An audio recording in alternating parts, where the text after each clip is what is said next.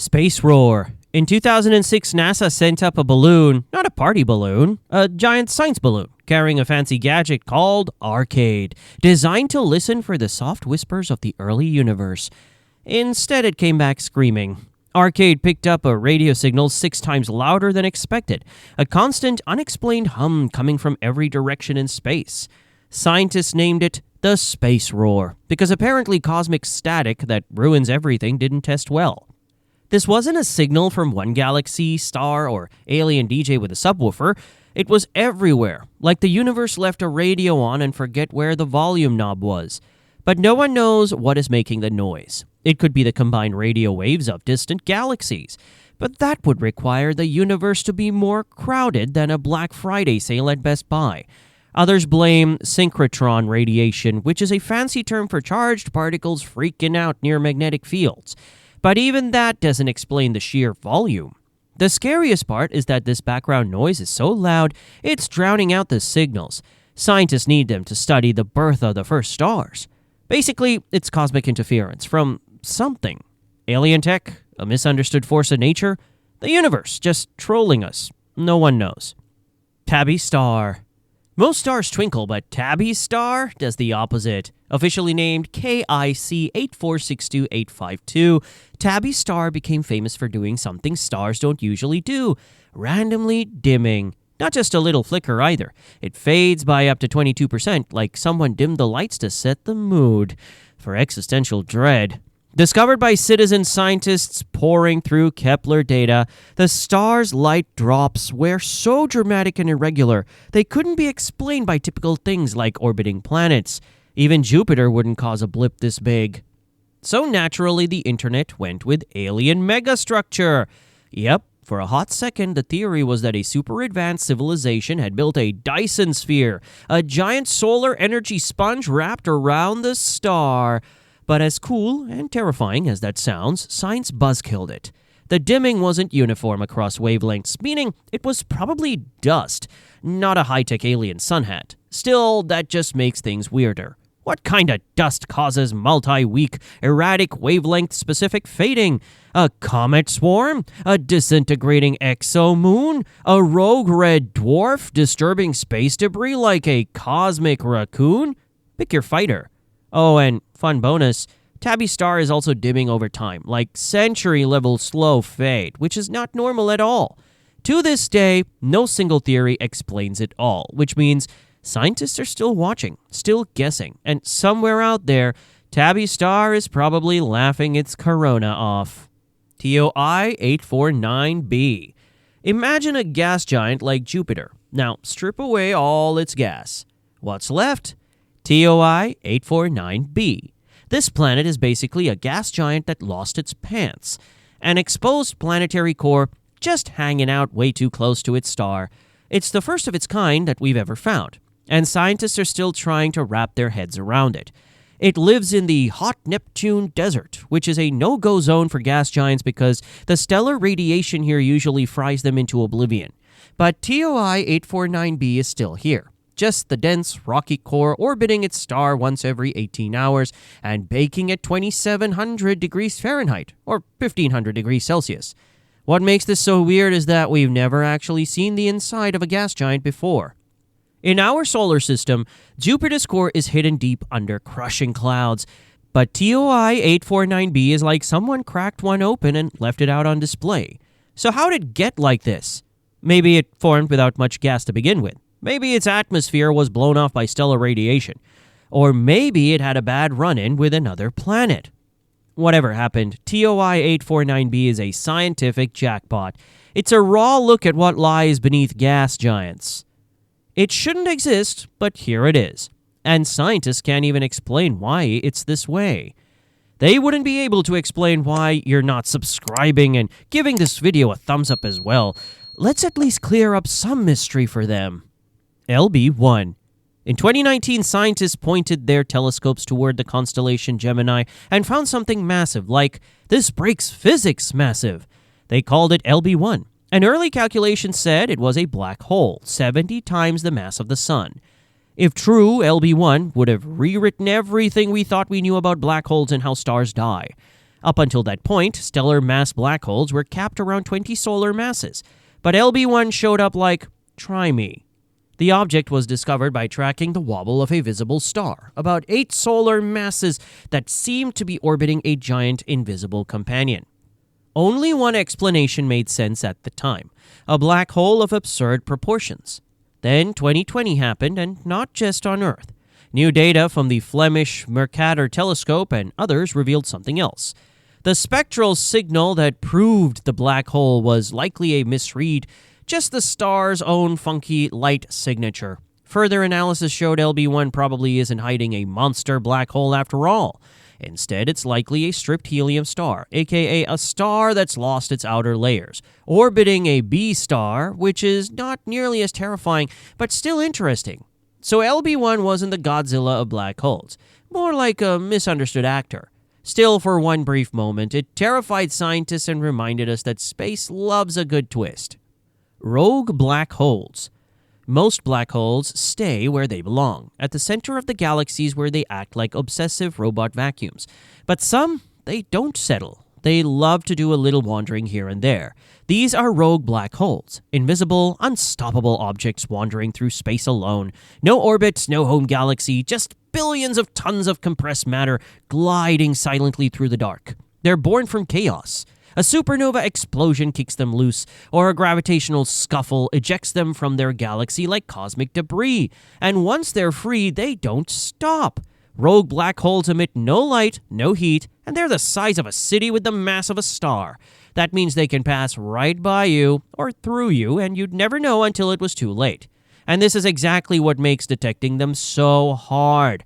Astronomers use gravitational lensing, watching for the moment a rogue black hole subtly bends the light of a background star. It's like trying to find a shark by watching how the water moves. And the danger is if one wandered into our solar system, it could distort planetary orbits, rip planets apart, or suck in the Earth with zero warning. Dark nebula. At first glance, dark nebula look like holes punched into the sky. Early astronomers thought they were just empty, like cosmic plot holes. Plot twist, they're not empty at all. They're stuffed with secrets. Dark nebula, aka absorption nebula, are dense interstellar clouds made of gas and dust, so thick they block out visible light like the universe's blackout curtains.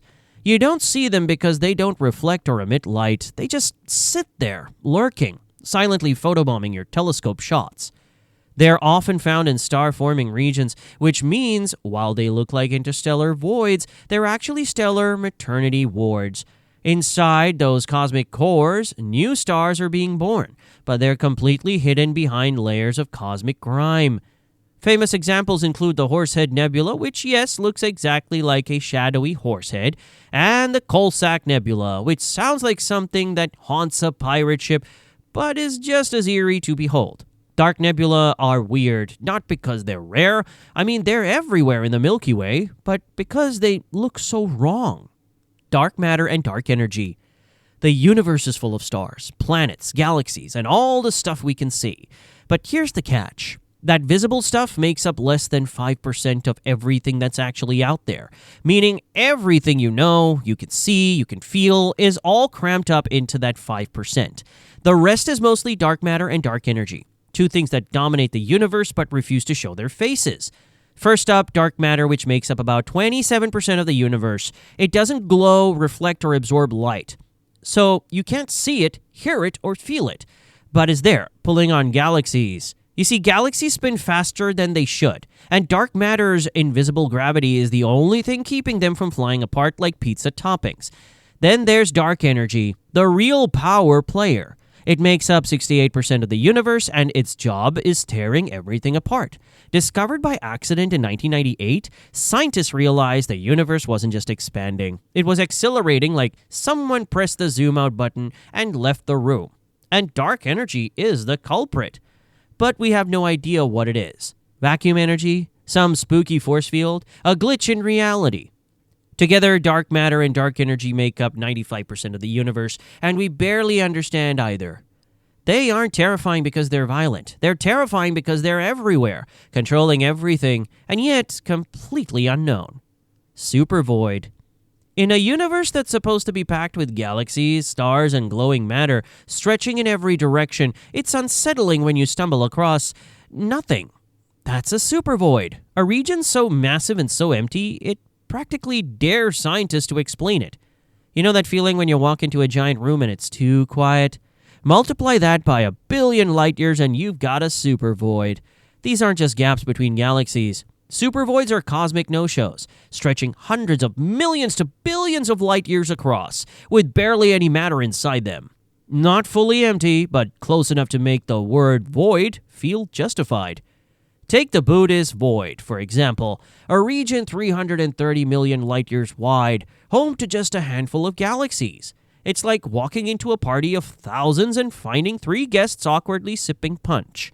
Then there's the KBC void, an even larger supervoid, so big it may include our own Milky Way floating near its center.